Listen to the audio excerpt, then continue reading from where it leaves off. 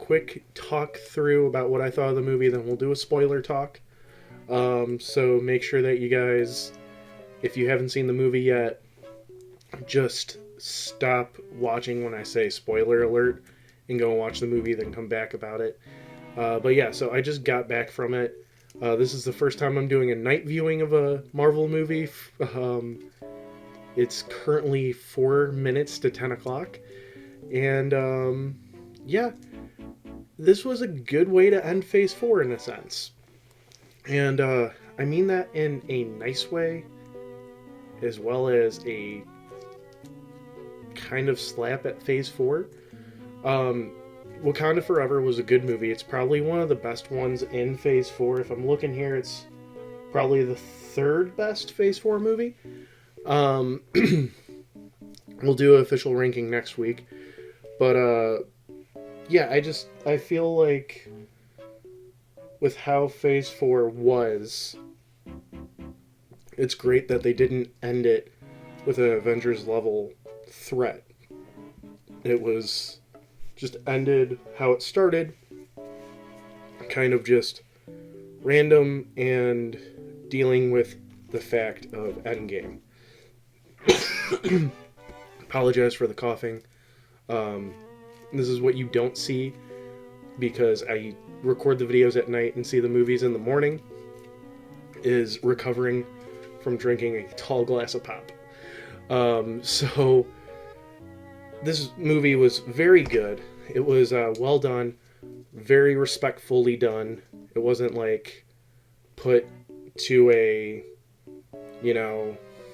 let's try and cash off of the fact that one of our celebrities has passed away.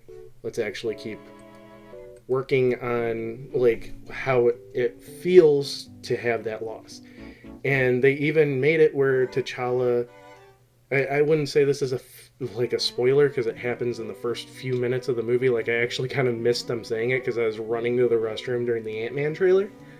But T'Challa passed away of a disease that he had for a while and didn't tell anybody, so it's very realistic to what truly happened is with Chadwick Boseman hiding his cancer from everybody because he didn't want people to worry about him. And they did the same exact thing with T'Challa, which, again, very respectful, and I really love that they did that and they didn't do like a off-screen he was fighting somebody and died sort of thing, like, oh, he was fighting Namor and Namor killed him and that's the whole point of the movie, is to avenge him from Namor. I'm glad they didn't do that. I'm also glad that they really show loss in this movie, not just of Black Panther, but of another character that passes mid-movie, not saying who, and also Namor's dealings with losing a loved one. That was, I thought that was great that was like the main theme of the movie. I feel like if it was anything else, it would not have done a service to the character, the actor, and the franchise as a whole. If I believe they will, but if they do a Black Panther trilogy, it's great to see that this second movie respectfully deals with the loss of characters from the first movie, or a character from the first movie, the main character. It wasn't a depressing movie. It had good humor in it. It was sad, but it was I want to say like a cathartic sad or an empathetic sad. It wasn't like trying to make you sad. It was just like, we know this man meant a lot to a lot of the fans and not just the friends of the people making this movie. So like I went back and forth about if they should recast him or anything like that. I really did bounce back and forth through the whole time, but after seeing this movie, I'm very glad that they did not. Like I said, it was this movie was done so respectfully, that it's really insane on how, like, at the same time that, like, it raises the stakes in the MCU, builds lore, builds a completely new nation that they even put time into kind of showing, like, how that nation works and everything and the culture. And at the same time, it's a 2-hour tribute to Chadwick Boseman, or however long the movie is. Trying to think, we got about 2.5-hour movie. It's a 2.5-hour tribute to this actor, along with being many other things, and it balances it so well. And I'm also saying, like, if it was literally 2.5 hour, just a 2.5 hour dedication to Chadwick Boseman, that would be fine too. But on top of that, they introduced the T'Challans, which I always thought were called the Atlanteans, but I guess I'm wrong. Ironheart, the Midnight Angels, just so much in this, that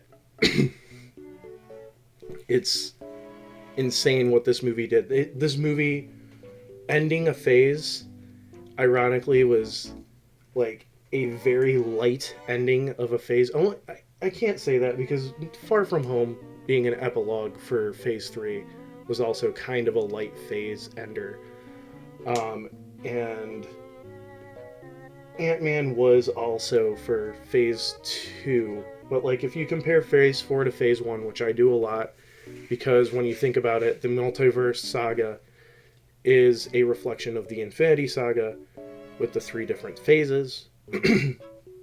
So, comparing Avengers to Wakanda Forever, you can't even do that threat level wise, but Wakanda Forever is a better movie than Endgame.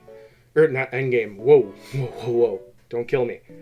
Better movie than the first Avengers movie.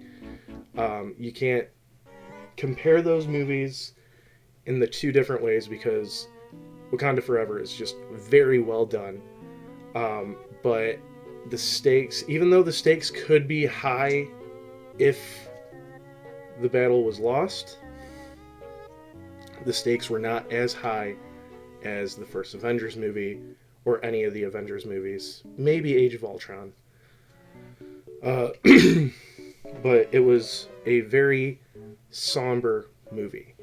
I want to give it a 9 out of 10. I just thought it was very phenomenal.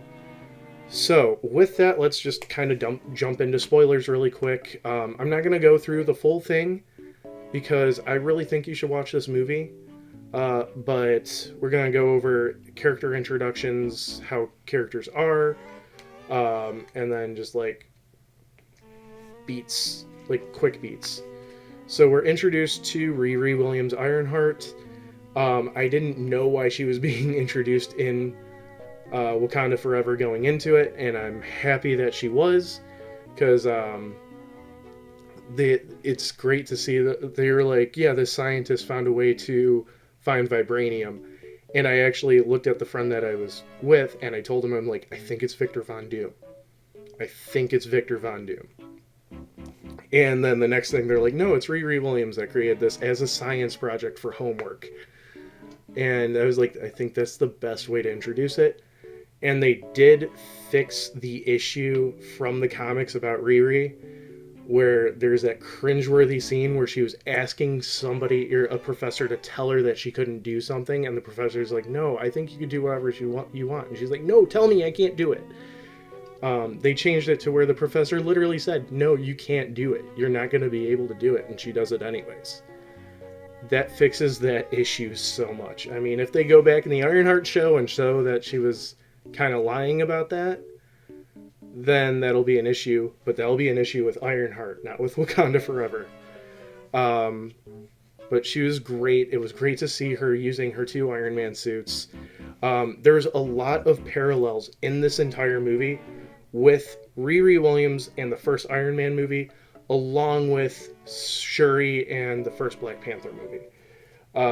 I think there's literally almost line for line, what she says to Namor at the end is what T'Challa says to Killmonger at the end of the first movie, where it's, I believe, if I remember right, T'Challa says, "Vengeance has consumed our fathers, let's..." Oh, no, I'm sorry, it's Civil War, where he says that. He goes, "Vengeance has consumed you, or them, let it not consume us."